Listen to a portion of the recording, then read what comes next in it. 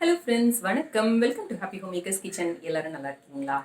இன்றைக்கி நம்ம பார்க்க போகிற ரெசிபி கேஷ்யூ முறுக்கு அல்லது முந்திரி முறுக்கு.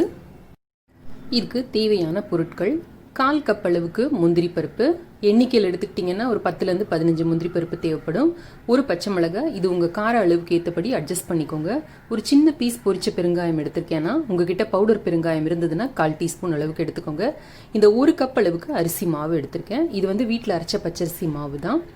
இதுக்கு தேவையான அளவு உப்பு இங்கே எடுத்திருக்கேன். ஒரு 1/4 டீஸ்பூன் அளவுக்கு கருப்பு எள் எடுத்திருக்கேன். இதுக்கு பதில் வேணால் நீங்கள் வந்து சீரகம் கூட சேர்த்துக்கலாம். தேவையான அளவு தண்ணீர். முந்திரி, பச்சை மிளகாய், பெருங்காயம், உப்பு எல்லாத்தையும் சேர்த்து ஒரு 3 டேபிள் ஸ்பூன் அளவுக்கு தண்ணி விட்டு நல்ல மையாக அரைச்சிருக்கேன். நான் இன்னைக்கு இதில் பச்சை மிளகு சேர்த்துருக்கேன். உங்களுக்கு விருப்பம்னா சேர்த்துக்கோங்க, இல்லாட்டி வெறும் பெருங்காயமும் உப்பு மட்டும் சேர்த்தா கூட போதும். ஒரு மிக்சிங் பவுலில் இந்த 1 கப் அளவுக்கு மாவு எடுத்துக்கோங்க. இன்னைக்கு நான் இதுக்கு வீட்டில் அரைச்ச பச்சரிசி மாவு தான் எடுத்துருக்கிறேன். இது பதப்படுத்தின அரிசி மாவெல்லாம் கிடையாது. நீங்கள் நார்மலாக கடையில் வாங்குற அரிசி மாவை கூட இதுக்கு யூஸ் பண்ணிக்கலாம். சலிச்சுட்டு யூஸ் பண்ணுங்க. அதே மாதிரி அந்த வாங்குற அரிசி மாவில் ஒரு 7 கோலம் போட்டு பாருங்க. ஈஸியாக வருது அப்படின்னா அப்படியே யூஸ் பண்ணுங்க, இல்லாட்டி வெறும் எண்ணெய் சட்டியில் போட்டு ஒரு வறுத்துட்டு அதுக்கப்புறமா யூஸ் பண்ணிக்கோங்க.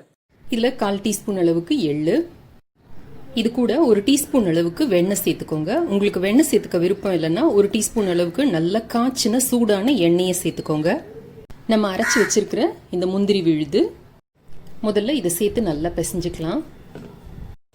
இப்போ நம்ம முந்திரி அரைச்ச மிக்சியை அலசி அந்த தண்ணி கொஞ்சம் விட்டுக்கலாம். கொஞ்சம் கொஞ்சமாக சேர்த்து பிசைஞ்சுக்கோங்க.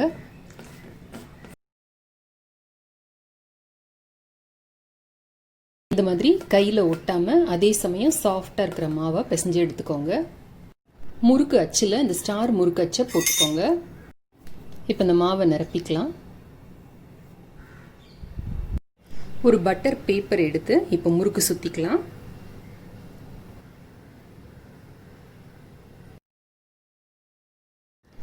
இந்த மாதிரி உங்களுக்கு எவ்வளோ இழை வேணுமோ அதுக்கு ஏற்றபடி சுற்றிக்கோங்க.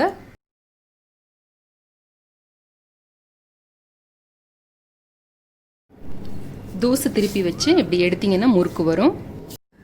இதை எடுத்து சூடான எண்ணெயில் போட்டு பொரிச்சு எடுத்துக்கலாம். போட்டுட்டு ஒரு நிமிஷம் கழித்து திருப்பி விடுங்க.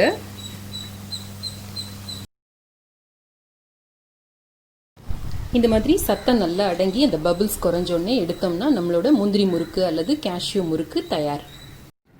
நம்ம எடுத்த அளவுக்கு 20லேருந்து 22 முறுக்கு கிடைக்கும்.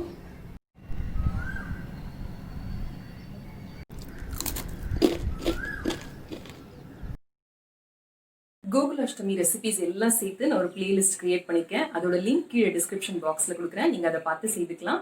தட்டை, முறுக்கு, தேன்குழல், பாயசம், சீடை, இனிப்பு சீடை, வெள்ளச்சீடை எல்லாமே இருக்கிறதுல பாருங்க. நம்ம சேனல்ல வர ரெசிபிஸ் ஏதாவது ட்ரை பண்ணீங்கன்னா இன்ஸ்டால அந்த போட்டோவை போஸ்ட் பண்ணிட்டு என்ன டேக் பண்ணுங்க. இன்ஸ்டால என்னோட ஐடி happyhomemaker_தமிழ். நம்ம சேனல்ல வர்ற பொருட்கள் ஏதாவது வாங்கணும், இல்லை இன்கிரீடியன்ஸ் ஏதாவது வாங்கணும் அப்படின்னா கீழே அமேசான் லிங்க் கொடுத்துருக்கேன், அதில் போனீங்கன்னா வாங்கலாம். நம்மளோட மற்ற 2 சேனல்களான ஹாப்பி ஹோம்மேக்கர் கோலம் 2 லிங்க்கும் கீழே இருக்கிற டிஸ்கிரிப்ஷன் பாக்ஸ்ல இருக்கு. பாருங்க, சப்ஸ்கிரைப் பண்ணிக்கோங்க, சப்போர்ட் பண்ணுங்க.